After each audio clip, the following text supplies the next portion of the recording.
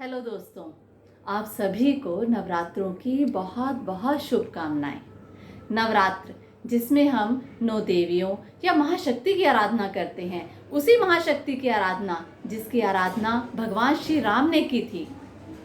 कब और कैसे, एक छोटे से प्रसंग से समझते हैं। भगवान श्री राम और रावण के बीच युद्ध चल रहा था। उस दिन युद्ध क्षेत्र में भगवान राम को महादेवी की एक भयंकर मूर्ति दिखाई दी, जो संपूर्ण आकाश को अपने में ढके हुए थी। और उस महाशक्ति के सामने भगवान श्री राम के सभी अस्त्र शस्त्र निष्फल होते जा रहे थे। यह देखकर श्री राम के मन में संशय आ गया।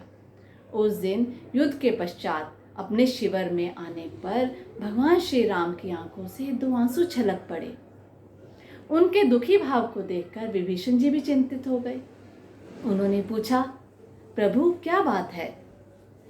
भगवान श्री राम ने कहा, यह युद्ध मैं नहीं जीत सकता, क्योंकि रावण के आमंत्रण पर महाशक्ति स्वयं युद्ध में आ गई है। अब यह युद्ध नर वानर राक्षस के बीच का युद्ध नहीं रह गया। ऐसा लगता है कि जिस तरफ अन्याय है, जिस तरफ अधर्म है, महाशक्ति भी उसी की तरफ है। उस महाशक्ति ने रावण को अपनी गोद में, अपने अंक में इस तरह से लिया हुआ है जैसे लांछनपूर्ण चंद्रमा को आकाश अपनी गोद में रखता है। उन्हें निराश देखकर जामवंत जी ने उन्हें समझाया, हे राम, तुम चिंतित ना हो, तुम भी शक्ति की आराधना करो, तुम भी उसका अनुष्ठान करो। तो भगवान श्री राम को थोड़ा सा संतोष हुआ। उन्होंने जप आरंभ किया और 108 पुष्प कमल लाने के लिए कहा। पूजा आरंभ हुई। जब जप का अंत होने को था और सिर्फ एक ही कमल बचा था, उसी रात के दूसरे प्रहर में महादेवी छिपकर आई और हंसती हुई अंतिम पुष्प भी लेकर चली गई। पूजा की समाप्ति पर जैसे ही भगवान श्री राम ने अंतिम कमल चढ़ाने के लिए अपना हाथ बढ़ाया, तो वहां पुष्प को ना पाकर उनकी आंखें भर आई। वे आसन भी नहीं छोड़ सकते थे। एक पल के लिए उन्हें लगा कि मेरा यह व्रत अधूरा रह जाएगा, पर फिर भी उन्होंने हार नहीं मानी।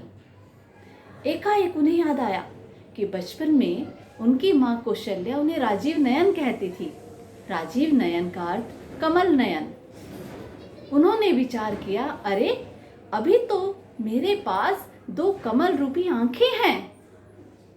महाशक्ति को समर्पित करने के लिए जैसे ही उन्होंने बाण के द्वारा अपनी आंख निकालने के लिए अपना हाथ बढ़ाया, देवी ने आकर उनका हाथ पकड़ लिया।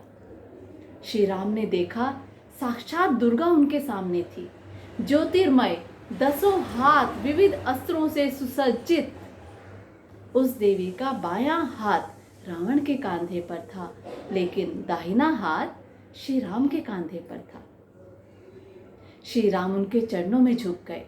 महाशक्ति जय होने का वरदान देकर उन्हीं के बदन में लीन हो गई।